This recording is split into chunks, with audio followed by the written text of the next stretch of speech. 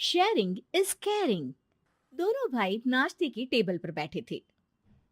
प्रियंका, मेरा नाश्ता कहाँ है? भाभी, मुझे भी ऑफिस के लिए लेट हो रहा है। इस पर प्रियंका किचन में से दोनों के नाश्ते की प्लेट्स लेकर बाहर आती है। लो भाई, आप दोनों का नाश्ता। किसी को भी 1 मिनट का सब्र नहीं है। ये प्रियंका का ससुराल है, जहाँ कोई औरत ना होने की वजह से शादी वाले दिन से ही घर के साथ दोनों भाइयों की जिम्मेदारियां प्रियंका संभाल लेती है। दोनों भाई शांति से नाश्ता कर रहे होते हैं कि अंकुश अपने भाई की प्लेट से पराठे का एक टुकड़ा उठा लेता है। आपको पता है ना, मैं खाना शेयर नहीं करता, फिर भी मेरी प्लेट में से खाना जरूरी है क्या? अरे हद हो गई है, मुझे नहीं खाना अब। अंकुर गुस्से में नाश्ता छोड़कर टेबल से उठ खड़ा होता है। अरे, ये कैसा बिहेवियर है अंकुर? एक टुकड़ा ही तो है। एक हो या आधा, मुझे भूख लगी है तो ये सिर्फ मेरा ही है। उसे भी किसी के साथ शेयर करने बैठा तो भूखा नहीं रह जाऊंगा। अरे बाबा ठीक है, अब इस पर भी लड़ाई। दूसरा बना देती हूँ, पर प्लीज ऐसे खाना बीच में छोड़कर मत जाओ। इससे अन्न का अपमान होता है। ओ प्लीज भाभी, ऐसी कोई चीज होती ही नहीं है। आपके पास पैसे हैं, खरीदो और खाओ। अगर नहीं खाया जाए तो फेंक दो। अरे दुनिया में सब यही करते हैं। अंकुर बैग उठाकर ऑफिस के लिए चला जाता है, जिसके पीछे उसका बड़ा भाई मायूस सा घर में खड़ा रह जाता है।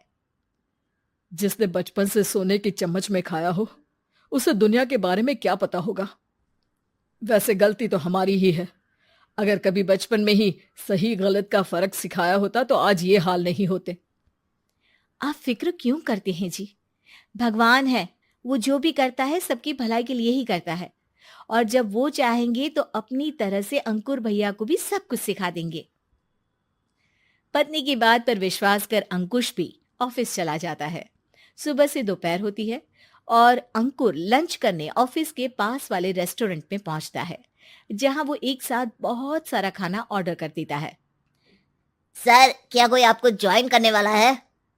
नहीं तो क्यों? अब कुछ नहीं सर, ऐसे ही। वेटर चला जाता है और कुछ देर में अंकुर का ऑर्डर लेकर वापस आता है, जिस पर अंकुर सब डिशेस में से थोड़ा थोड़ा खाकर बाकी ऐसे ही छोड़कर बिल देकर चला जाता है। वाह भगवान, तेरी माया। कहीं कोई एक एक टुकड़े के लिए तरसता रहता है और ये 5 लोगों का खाना ऑर्डर करके एक का भी पूरा नहीं खाते। पैसे वालों की माया।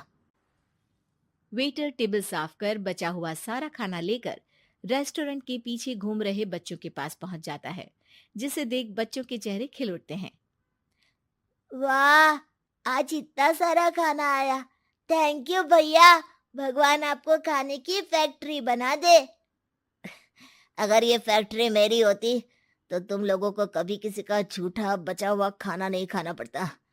चलो तुम लोग खाओ, पर ध्यान रखो किसी को पता ना चले, नहीं तो मेरी नौकरी चली जाएगी। इसी के साथ दिन बीतता है और रात को दोनों भाई एक साथ घर पहुंचते हैं। कुछ देर में सब डिनर करने बैठते हैं, जहां अंकुश अंकुर को समझाने की कोशिश करता है। अंकुर, अगर हमें लाइफ में सब कुछ मिला है, इसका ये मतलब नहीं कि तुम उसका गलत फायदा उठाओ, बल्कि तुम्हें उसकी मदद से दूसरों को भी मदद करनी चाहिए। भैया, जिनके पास नहीं है उनकी वजह मैं तो नहीं ना। और ऐसे बहुत लोग हैं जिनके पास सब कुछ है। इसलिए अगर मैं एक इंसान कुछ नहीं करूंगा तो कोई फर्क नहीं पड़ने वाला। तुम्हारे भैया बस एक चीज समझाना चाहते हैं कि जिस चीज की हमारे पास कमी नहीं है, उसे बर्बाद करने से अच्छा है कि लोगों के साथ शेयर करें। इससे हम सिर्फ सामान नहीं, खुशियां भी बांटते हैं, और इसमें तुम्हारा ज्यादा कुछ तो जाएगा नहीं। भैया भाभी की बात सुन अंकुर कुछ बोले बिना उठकर चला जाता है।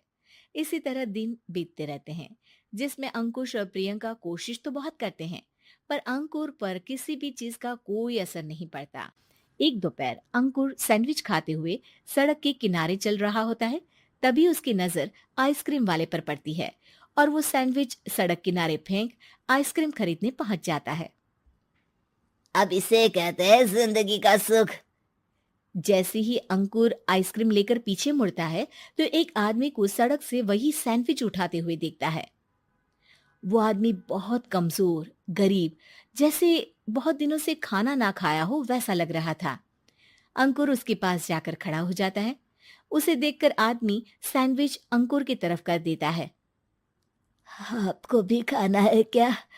क्या हम इसे आधा आधा कर ले? मुझे बहुत भूख लगी है। वो मेरा ही झूठा सैंडविच है। तुम दूसरा खरीद कर क्यों नहीं खा लेते? इसे क्यों खा रहे हो? अरे भैया, अगर खरीदने के पैसे होते तो 4 दिन से भूखा नहीं घूम रहा होता। हैं? क्या?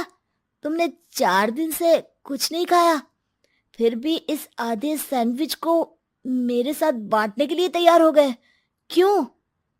अरे भैया, पैसा नहीं है तो क्या हुआ, इंसानियत आज भी उतनी महंगी नहीं हुई, और ना ही उस पर अमीर गरीब का टैग लगा है जो हम उसे रख ना सके।